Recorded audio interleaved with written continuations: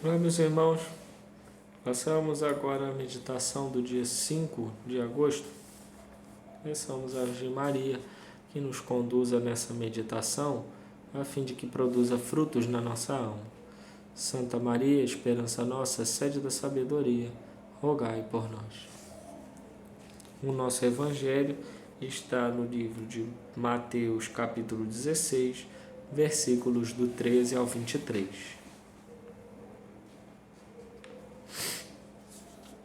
Chegando ao território de Cesareia de Filipe, Jesus perguntou a seus discípulos: No dizer do povo, quem é o Filho do Homem?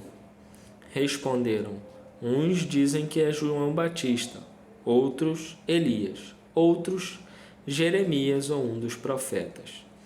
Disse-lhe Jesus: E vós, quem dizeis que eu sou?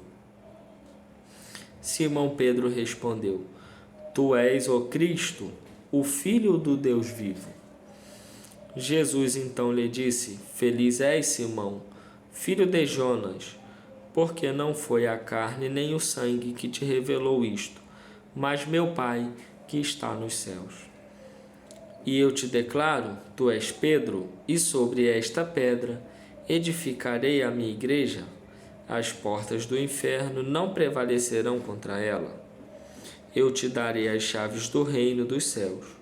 Tudo o que ligares na terra será ligado nos céus, e tudo o que desligares na terra será desligado nos céus.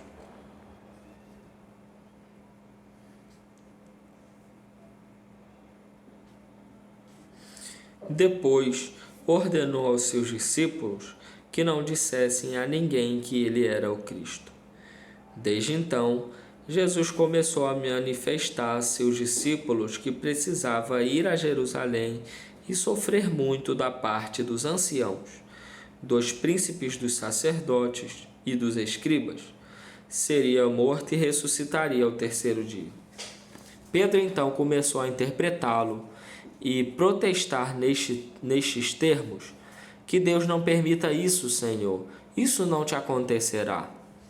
Mas Jesus, voltando-se para ele, disse: Afasta-te, Satanás, tu és para mim um escândalo. Teus pensamentos não são de Deus, mas dos homens. Esse evangelho muito bonito e nos traz justamente a realidade da promessa da fundação da igreja sob Pedro, o primeiro Papa, e também chamado o Príncipe dos Apóstolos, aquele a quem foi prometido as chaves dos céus, a chave do reino dos céus, para ligar e desligar tudo quanto desejasse. É sobre esta pedra que Jesus edificará a sua igreja, e de fato a promessa de que o inferno nunca prevalecerá sobre a igreja. Pedro se manifesta aqui quando Jesus pergunta o que dizem dele. Podemos talvez nos questionar por que perguntam sobre João Batista, por que perguntam sobre Elias ou um dos profetas. Todos aqui listados são homens de grande poder e santidade. João Batista era aquele pregador intrépido, o precursor, mas um grande líder na comunidade de Qumran, uma comunidade religiosa da época, homens que se reuniam de mesmo pensamento. E João Batista, muito influenciado por essa comunidade de Qumran, e um grande pregador do batismo e do arrependimento dos pecados. Elias, um profeta intrépido, morreram, muitos profetas foram assassinados pela esposa do rei da época, Jezabel, e Elias sobrevive, mantém seu poder unicamente porque foi o único profeta que sobrou, e derruba todos os falsos profetas do Antigo Testamento da época, profetas de Baal, eram profetas dos deuses estrangeiros, mas Elias demonstra o poder de Deus único, do Deus que existia, único Deus e Senhor. Também Jeremias ou os outros profetas, que eram profetas de imenso poder, que tiveram grande relevância na história do povo de Israel, mas Pedro, por revelação divina, diz: Senhor, Tu és o Cristo, o Filho de Deus vivo. E Jesus mesmo mostra que não foi a humanidade de Pedro que revelou isso, mas os próprios sinais que o Pai permite que os discípulos percebam sobre seu Filho, Jesus Cristo. No fim de nosso Evangelho, vemos que Jesus anuncia a sua paixão e Pedro, tomado pelo lado humano e não pelo lado divino do Espírito Santo, Pedro pede a Deus, suplica que isso não aconteça ao Cristo, o sofrimento, mas Jesus mostra que Pedro estava cedendo a um pensamento demoníaco, pensamentos humanos, pensamentos calculistas.